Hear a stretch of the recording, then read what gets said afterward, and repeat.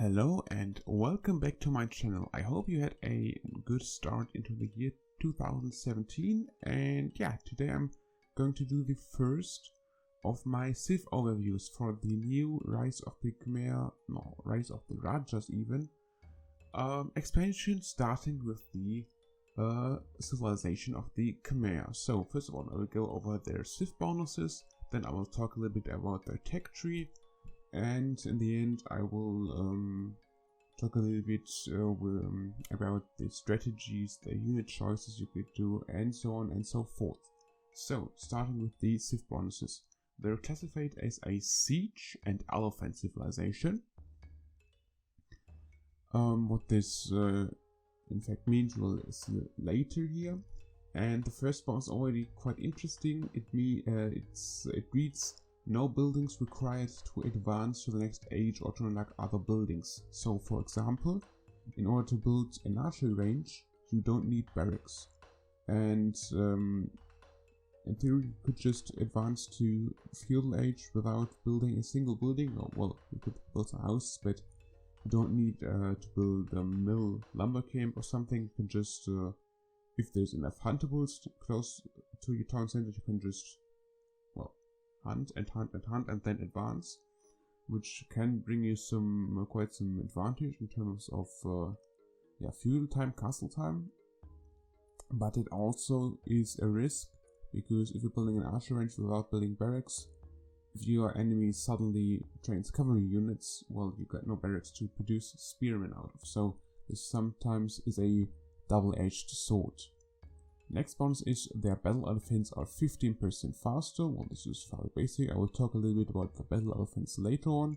And they can garrison their villages in houses. Here it's important to note, you can't shoot from houses when there are villagers in it. It's just that they are protected from any harassment while they're garrisoned in houses. The unique unit is the ballista elephant, which is classified as a cavalry siege here, but it's really more like a cavalry archer siege unit. But I will go into more detail with this later on as well. And the unique techs from the castle are tusk swords in the castle age, which brings your battle elephants +3 attack, and double crossbow. I think it's double crossbows even. No, it's just double crossbow. Okay. And this gives your ballista elephants and scorpions shooting 2 projectiles with each attack. And a team bonus finally is scorpions have +2 range. So I talked a little bit about the battle elephants already, but I will go into more detail now. So they got a speed boost and a tech giving them extra damage. But what is the battle elephant? Well, it is a cavalry unit. It's in some way similar to the war elephants of the Persians, but this one can be trained by all of the and only by the new Far East Asian civs, Southeast Asian civs. Well, it can be trained with stable, and there are 2 forms of this. We got the normal battle elephant and the elite battle elephant, and the stats are of this unit: 250 hit points, 12 attack, 1 armor, 2 pierce armor for the standard version.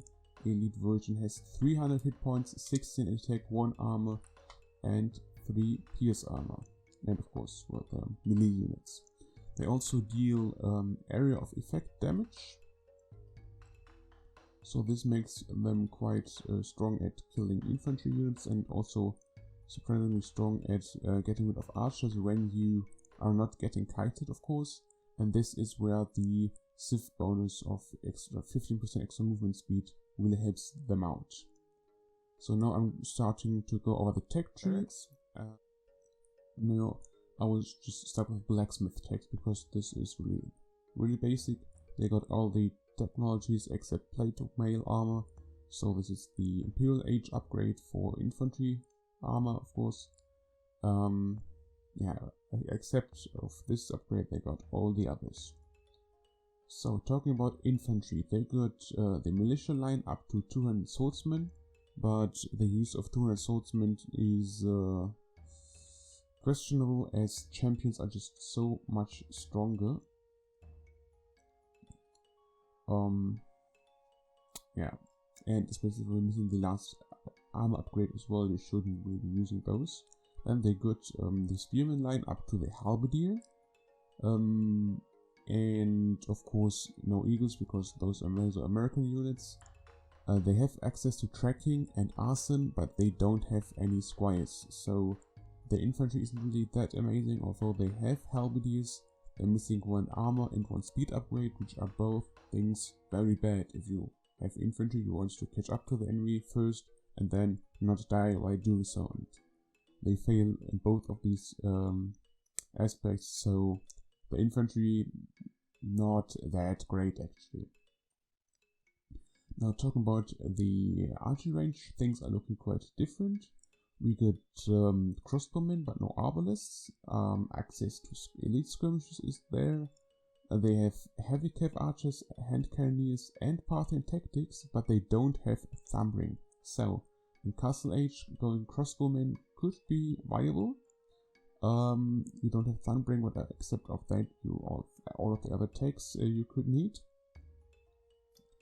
But if the game is going on longer, yeah, the heavy cav archer with Parthian tactics could be better, or even hand cannons, depending on the situation. So now coming over to the stable. There we got no hussars, no paladins, and no heavy camels and no camels as well.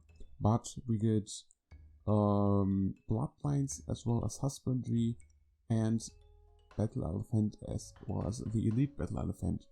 Now the interesting thing about the elephants here is we got husbandry, which is giving you 10% extra movement speed, and the civ bonus, which is giving you 15% extra movement speed on your battle elephants, so they will be surprisingly fast. And also with the unique technology, the elite battle elephants get up to 23 attack in the post-imperial age, so in combination with the area of effect damage, this is quite a lot. So this is a very strong unit in post-imperial warfare. Talk about the dog, there's also not that much to talk about. They don't have access to heavy demo ship, but except of this, they have every single other technology and unity they could need in their docks, so their galleons are pretty top notch. They got elite cannon galleons and heavy fire ships, and in most cases, this is all you ever could need. Talking about their defensive capabilities, they have access to keep and fortified walls and the HP upgrades for his buildings as well, but no arrow slits and no bombard towers, so their towers can be somewhat underwhelming in the late game. Coming to monastery techs, they get all the important techs, I'd say, in Castle Age, so of course they get monks, and they have access to redemption, sanctity and fervor. But the problem is they don't have heresy and they don't have faith, so your elephants getting converted is quite a high risk you would need to take when you're going mass elephants and not backing them up properly. In the castle, they got of course access to the ballista elephant, and the very unique and interesting thing about the ballista elephant is that they are able to destroy trees. So they're the only unit in Castle, the only military unit in Castle Age which can destroy trees. So you can use ballista elephants to get around walls if they're bordering on some forest. Or just cut through a very large forest to surprise your opponent. And this can be a tactical advantage in some situations. Really, their siege was quite good. They're classified as a siege civ. After all, they don't have access to siege onages, but they can use both their onages and their their ballista elephants to clear forests and most of the time you wouldn't be using Siege Onager anyways, at least I felt like that. So you get a good selection of Siege Ram, Heavy Scorpion, Onager, and Bombard Cannons here, of course got Siege Tower, but those are, yes, situational to say the least. Now talking about the university, I already said they get Keep, they get Architecture, Bombard Towers, and Arrow Splits. No, the missing Bombard Towers and Arrow Splits, sorry about that. But they have Siege Engineers and Ballistics. Well, Siege Engineers, of course, have the Siege Engines quite a lot. In terms of economical upgrades, they're only missing out on two-man saw and guilds. Every other technology they have access to, which makes their economy quite strong. So now talking about their unit composition. Well, in Castle Age you got pretty much all of the possibilities you could ever want. The only things they're missing in Castle Age are Squires and Thumbering. So crossbowmen could still be a viable option, especially if you want to train some battle elephants, because you will have to be careful.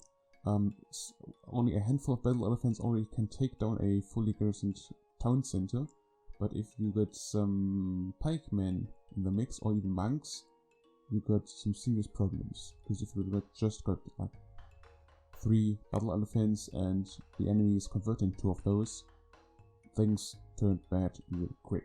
So having some crossbowmen or even light cav, well, they won't have help against pikes, but they will help against monks. This could be a viable Castle Age army. And also battle elephants are fairly good against buildings, as I already said, so this sometimes eliminates the need for siege. But if you're going to really late game, I would recommend going for elite ballista elephants. If you get high numbers of them, all the upgrades, especially double crossbows. Oh, the tooltip it says it's double crossbows. That's a mistake on the Techtree here. Okay. Yeah, well, if you get huge masses of ballista elephants, they're really getting strong. In early Castle Age, I wouldn't recommend using those, except 1 or 2 to clear some trees to get a surprise attack in. But if you want to use them really for fighting, you need to be Imperial Age, you need to have double crossbows and at least 2 or 3 castles to produce those guys. But in that case, they are nearly unstoppable. Back them up with some bombard cannons or even heavy scorpions, as they get extra range, so they get 8 range and they are shooting 2 projectiles with each attack. This can be quite strong, especially in deathmatch. I played some deathmatch matches as Khmer. This was, yeah, pretty much a equivalent to the Korean Death Ball, I could even dare to say. Very strong, quite tanky with ballista elephants as well, and hard to stop. Okay, so this was all I had to say about the Khmer for now.